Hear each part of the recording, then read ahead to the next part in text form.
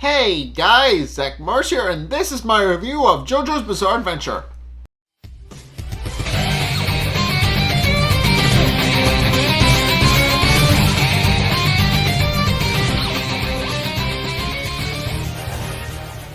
Okay, so in this episode, we learn a little bit more about how King Crimson works. We actually find out through Doppio that there's actually another sub-ability of King Crimson that, compares kind of nicely with the original ability that we've already seen, and does kind of seem like it'll be actually beating the boss a little bit more difficult. And also we find out how Risotto's power works as well. So the episode opens up with the boss once again reassuring Doppio like he did at the end of the last episode, and then proceeds to tell him how he's giving him a portion of King Crimson's power, and also proceeds to explain that the sub ability Epitaph is it's a little face, as I said, it's a little face that appears on the forehead of King Crimson. But how the boss actually explains is that he has to kind of pick up the intervals and just kind of read Risotto's movements, and explains that Epitaph is actually perfect with that, pointing out that the way Epitaph works is that it apparently enables whoever has it, but in this case Doppio, to see 10 seconds into the future, which is initially demonstrated by the fact that Doppio actually uses his hair. He uses his bangs to actually see the future. It appears as a vision in his bangs, and he's able to see that, and he's able to see what's going on 10 seconds into the future. Case in point, Doppio then proceeds to see Risotto then moving down slowly from his perch on the rocks, and of course Doppio immediately tells the boss. Remember, he's talking about a frog, I should mention, but he mentions to the boss that of course that he since figured out that Risotto is chilling out on the rocks, and of course the boss then points out that now that normally Risotto is unable to be seen, but because of the Epitaph and because he's predicting where Risotto is and predicting his movements, he's able to actually properly see him, because he's normally invisible and impossible to be located. So of course the boss then proceeds to ask Doppio what else it is he sees, and of course Doppio then proceeds to use Epitaph to look 10 seconds in the future, and immediately sees the fact that he now has a knife crammed down his throat, which causes Doppio to worry, and he even tells the boss this, and the boss points out that is indeed very dangerous, and also points out that he needs to be very careful and not open his mouth, because obviously Doppio thinks that he's now going to have a scissors shoved down his throat, which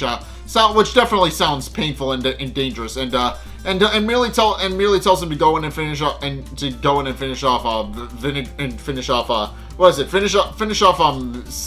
Risotto before he can actually do anything. And sure enough, Doppio then gains a bit of resolve and immediately goes in, and it's revealed that while he can't fully manifest King Crimson, since obviously it's manifesting on his forehead instead of as an actual stand, he is partially able to use King Crimson's abilities by being able to use King Crimson's arms to fight back, and proceeds to go in and try and punch Risotto, and he misses, but with Risotto complimenting the fact that he got very close to hitting him. But then also proceeds to use his stand ability and it's revealed what Doppio actually saw. As we find out, Doppio then proceeds to actually manifest a pair of scissors in his throat, which he quickly realizes is going to kill him if he doesn't get them out, and he quickly realizes that whatever Risotto has, it doesn't seem like he quickly realizes his stand didn't actually touch him, so he's quickly realizing that there's something else going on, and sure enough, he then proceeds, after pulling the scissors out of his throat, with Risotto pointing out that that's very interesting, pointing out that obviously that it's almost as if he knew what was going on. He then concludes that Doppio then has some sort of psychic precognition, where he's able to actually see what's going to happen in advance, and and then becomes increasingly more interested in Doppio. But then he proceeds to actually use it to actually cloak himself again and disappear. At which point Doppio once again calls the boss and points out and tells him that Risotto has disappeared again, and it's at this point where the boss asks him what else he could try, and asks him to once again look into the future and figure out what's going on, and Doppio then proceeds to actually see the fact that he seemingly had his own foot chopped off, which winds up panicking Doppio a little bit, and also panics the boss, and he quickly realizes that Risotto is actually a very dangerous opponent, and does conclude that if Doppio isn't able to handle it, then he'll have to fight Risotto himself. But he also points out that there's not going to be enough time, pointing out that that obviously he only has 10 seconds. They will take him at least 10 seconds to manifest himself, and by that point, Doppio could very well be in danger. And of course, immediately tells Doppio to run to try and avert the fact that he's being attacked. But Doppio then points out that he isn't worried about it, and he's trying to figure out what exactly it is. And he thinks he has a bit of a handle on what Risotto's power is. Pointing out that obviously the iron manifests itself inside of him several times, and he also points out that it feels like he knows that he also points out that Risotto doesn't seem like he's touching him to actually activate his stand. So whatever's going on, it's clearly some sort of long range stand going on that he has to fight, and sure enough, he then eventually realizes that he isn't able to move anyway, even though the boss is telling him that he needs to move, and points out that he's very haggard and moving around a lot and kind of wore himself out, even though he points out he hasn't been moving around all that much, which he does note is a little bit strange, and also notes that the frog he's holding is also looking a little bit haggard and worse for wear. And so to test this theory, Doppio then proceeds to set the frog down on the ground, and sure enough, several laser blades then proceed to burst out of it. And having finally realized what it is that Risotto is actually doing and what his stand is actually capable of, quickly has finally figured out what it is Risotto is actually doing, and that's he's actually using the iron inside various creatures to actually create little weapons, to actually create little razor blades and other things to attack the target from within. And from that, he also realizes where Risotto is actually attacking from, and proceeds to pick up the scissors that he ripped out of his throat and uses them to cut off Risotto's foot, which is revealed to actually have been the actual vision that Doppio saw. And of course, this winds up incapacitating Risotto, who kind of collapses to the ground now that he no longer has a foot. And of course, and it's at this point where Doppio then proceeds to tell the boss the good news, telling him that he hit Risotto, and has actually figured out how to read his movements and figure out how to hit him. With Risotto kind of pointing out that should be impossible, and that there's no way that Doppio should be able to actually figure that out. But in any case, as he's actually talking, but in any case, with that, Doppio then wonders if he should be the one to actually, if the boss wants to finish off Risotto, but also wonders if Doppio should be the one to do it either. But and of course, the boss points out that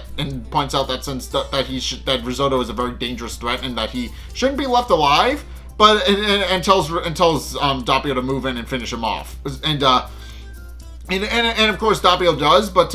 then Risotto's foot starts floating, which he notes and also starts moving towards Risotto, which he notes is a little bit strange. And sure enough, when he looks closer at Risotto's foot, he actually discovers Risotto's stand. As it turns out, Risotto's stand is bound to his blood, or rather, it's bound to his insides, and of course the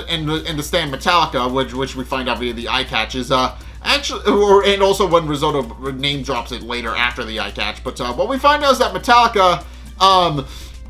as we find out, and as Doppio Risotto actually concludes, Doppio concludes that Risotto's ability is actually a metal-based one, but it also has the abilities of magnetism, as well as being able to manifest iron from the living creatures, like he did with the razor blades and the scissors and the needles and a whole bunch and all the other things. And of course, Risotto doesn't deny any of this, pointing out that he has indeed figured out what's going on, but he also can't move. So it's at this point where, but he also does note that there seems to be something strange going on with Doppio as well, pointing out that not only does he seem like he has an interesting stand ability, despite not seemingly being like a stand user, and also notably is a lot more confident. And also the fact that he's talking to himself begins to, and also looks at his eyes, then proceeds to kind of conclude that there seems to be something very strange with Doppio. And after thinking about it for a minute, then eventually figures out that he thinks he finally has figured out who Doppio is. And he then points out that it's at this point where we actually get a flashback where the assassination squadron, they're actually looting through an apartment that is apparently related to the boss, and they are investigating him under the name of Solido Nasso. And this scene is where they actually get the idea to actually move in and kidnap Trish. This is where they actually come up with the idea for it. And of course, it is actually Pesci. It's interestingly enough, it's Pesci who actually suggests it. But Risotto Nero merely tells him that they need to bury their feelings for now, pointing out that the time will come where they'll be able to actually kill and defeat the boss. But for the time being, they just need to sit tight and kind of bury their feelings until they can actually confront the boss themselves. And sure enough, we then cut back to the present day where it's revealed that that was 2 years ago, and that Risotto is finally happy to have possibly met the boss in person, pointing out that he's been waiting a long time to actually finish off the boss, and fully convinced now that Doppio is indeed who the boss is indeed the boss, and considering he apparently knows from various studies that he's read that dissociative identity disorder is very much a thing in 2001, which is when the series is set, and he knows this. He very much knows that it seems like Doppio does indeed have dissociative identity disorder, which is why he doesn't know he's the boss, and of course has actually read the fact that he actually has indeed figured out that since the boss has dissociative identity disorder, that he's pretending to be the underboss to move around, and does indeed conclude that's likely the case. But now realizes that now that he knows who Doppio is, he can now take solace in the fact that he's finally going to be able to finish off the boss. And of course, this is actually where Risotto actually starts winning, because as we find out and as he explains, how his stand actually works is that it actually manifests iron objects in the body, and according to himself, it also enables him to manifest iron in the other various places, in the other various ways where it can actually just be pulled from the environment as well. Case in point, he creates several scalpels and shoots them up from the ground, using from the dust and gravel and a bunch of other things that are around. And Doppio is just barely able to avoid them, but winds up getting hit. And then they then wind up raining down on top of him which Doppio does predict, but is unable to move out of the way. And it's to this point where Risotto does point out that he is indeed moving a little bit more slowly, pointing out that he's not going to be able to get away from them, and points out that he's nearly finished. And sure enough, then proceeds to reveal why Doppio is actually moving so slowly. As it turns out, and as he explains, basically how Metallica's works, and why Risotto is the leader of the assassination squadron, is that apparently the way Metallica works is that it actually uses the iron in the body. It's been established by that. But the reason it's so effective at killing people is because he's depriving the body of necessary iron. He's actually inducing an iron deficiency on his intended target, and and long story short, that just means that because of that, the body isn't able to regulate and control and kind of regulate its oxygen regularly, which means that they're kind of suffocating to death and they're dying that way. So basically he just induces an iron deficiency in someone, and eventually they run out of they're unable to actually take in oxygen so that they can breathe, and that eventually does wind up killing them. And And of course, he does proceed to point, and does proceed to point out that it's kind of useless, and that he's never going to be able to actually beat him, and then proceeds to use his ability to disappear again. At which point, the boss who is actually talking through Doppio to try and ask it, and I should mention, even I don't think I can bring this up, but in between, because there's a lot of things going on, but in between all of this, Doppio has since picked up while Doppio has since picked up a cigarette and has started using that, and to actually communicate with the boss, and the boss becomes increasingly worried about Doppio, pointing out that of course Doppio isn't going to be able to fight anymore because now that he's been deprived of a lot of precious iron, he's not going to be able. He's sustained significant damage, and does point out that he will eventually have to come in and actually help, and does point out that it'll wind up taking about 10 seconds for him, a couple of seconds for him to show up, and or show up, as I should mention, because obviously he has disassociative identity, so he can just switch with Doppio whenever he wants. But of course, Doppio then proceeds to point out that it might be too late for him, and then proceeds to use Epitaph to try and predict what's going to happen to him. And sure enough, he actually sees Risotto sneaking up on him, but then he also notices that he's actually missing a huge chunk of his head in the vision, which winds up worrying him because as he points out, he's going to be he's very much going to die, and believing he's going to die and have a chunk of his head ripped out, he then tells the boss that that is likely too late for him, and he's going to have to finish off Risotto himself, which the boss does point out he shouldn't do, and tells him not to do anything and not move. But of course, Doppio doesn't actually listen and winds up picking up one of the scalpels that Risotto created using his Metallica, and does point out that he can actually sense that he can actually has a couple of ways about how he can actually figure out where Metallica and by extension Risotto are, and points out that since it's obviously a magnetic-based stand, he can use the magnetism to try and track where Risotto is, and sure enough, he proceeds to pick up a scalpel and spin it. And if you've ever done that, you know that if you've ever magnetized a scalpel, or rather a needle or whatever the hell. But if you've ever done that, you know that it'll always point north or where the nearest magnet is. And sure enough, since Risotto is indeed himself magnetic, and is using iron dust to actually kind of cloak himself. It's revealed that Doppio quickly realizes he can use that to track Risotto, and eventually does find out where he thinks his location is, and proceeds to pick up several scalpels in his hand, which then proceed to slip through his fingers, and then proceed to go in the direction of where he thinks Risotto is. But then it's revealed that Risotto knew Doppio was going to do that, and sure enough, he then proceeds to actually reveal that what actually happened was he didn't actually or rather he did, but he didn't. He actually detached his foot again. Even though he actually reveals that he actually didn't reattach his foot, which even though it does look like he reattached his foot, he actually didn't. He actually left his foot behind, and he did that on purpose because regardless of whether or not it's part of him or all of him, Metallica is still a magnetic force, and because of that, it actually went to the nearest magnet, being the foot that has Metallica in it. So,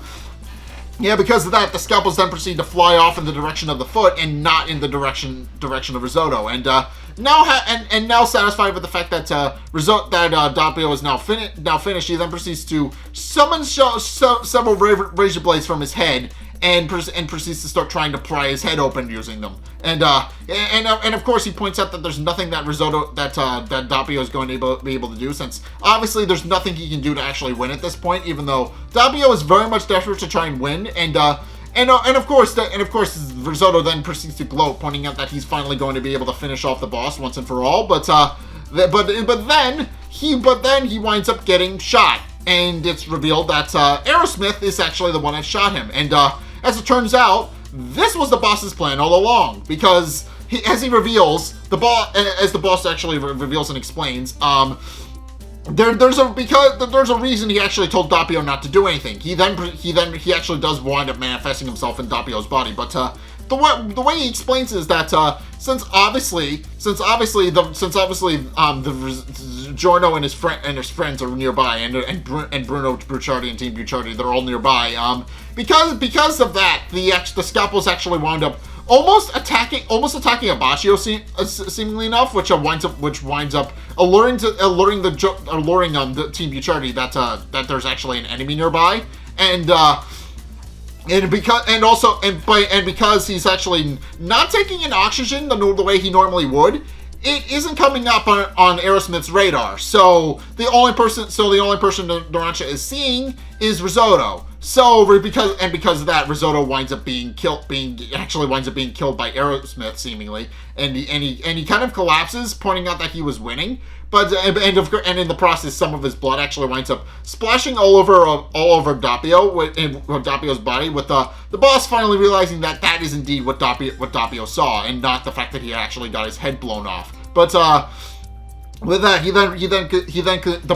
concludes that he actually has finished him off, and it's at this point where Risotto points out that he was winning, but he realizes now that the boss had actually planned that the whole time, and finally seemingly dies, finally realizing that he's figured out the boss's identity. But not that he's gonna live to be able to share it, but he has indeed figured out that the bosses and Doppio are indeed one and the same. But yeah, so in any case, this episode does wind up being interesting for a couple of reasons. First and foremost, we learn how Metallica works, which, Metallica is admittedly a very cool stand. We've established that it was a metal-based thing, but it seems that the way it works is that Risotto actually uses magnetism and the iron in people's bodies to actually kind of kill them by inducing an iron deficiency, which is kind of interesting. And that's how he cloaks himself. He uses magnetism to make iron reflect himself and make himself seemingly invisible, which is kind of cool. But more importantly, this episode actually establishes that King Crimson might actually be invincible. So, because as we find out, in addition to King Crimson, which we've seen fight Bruciardi earlier, we actually know that now, in addition to being able to erase up to 10 seconds into the future, we also know that apparently it also has a substand named Epitaph, which enables it to see up to 10 seconds in the future. And then those two powers combine, where King Crimson is able to negate anything that happens within those 10 seconds, using his primary power to cancel out the secondary power. So, yeah, basically what this establishes is that King Crimson might be invincible. As this episode basically establishes, King Crimson can't be killed the normal way. King Crimson can't actually be defeated normally in combat, because it can both erase time and can see the time, and can see 10 seconds of the future to figure out what kind of time it's erasing. So it's kind of impossible to kind of defeat it. So yeah, it is a very dangerous stand. It seems like a very dangerous stand in that regard, and that begs the question of how exactly is it that they're actually going to be able to actually defeat King Crimson? If the fact that it can just see into the future and erase what it sees, that winds up making it a very dangerous combination, and it does kind of further cement the fact that there's a reason the boss has been able to just rule over Passion with an iron fist. Literally nobody can touch him. So yeah, that does beg the question of how they're actually going to be able to beat him. But for right now, I think I'm going to leave this episode here, and we'll eventually figure that out next time. So thank you, or rather, sometime in the future. I'm still watching the rest of the series, and I have no idea where that's going to go. But in the future, we'll eventually be able to see that. But in any case, thank you guys so much for watching. If you enjoyed, be sure to like, comment, and subscribe. Also, be sure to follow me on Twitter in the description below. And be sure to check out my Patreon in the description below as well, as it's only a couple bucks a month. It does really help me out, and you guys get access to a bunch of cool perks that are my way of saying thanks. So be sure to check those out. Again, the link is down in the description. And finally, if you want to see more content from me, then be sure to check out the videos linked in the end screen. The top video is the most recent one. It may or may not be this one. Whereas the bottom video is a video recommended to you based on what you've already seen from me. So if you want to try something new, or see more of what you like, then be sure to check both of those videos out. But in any case, thank you guys so much for watching, and until next time, I will see you guys in the next video.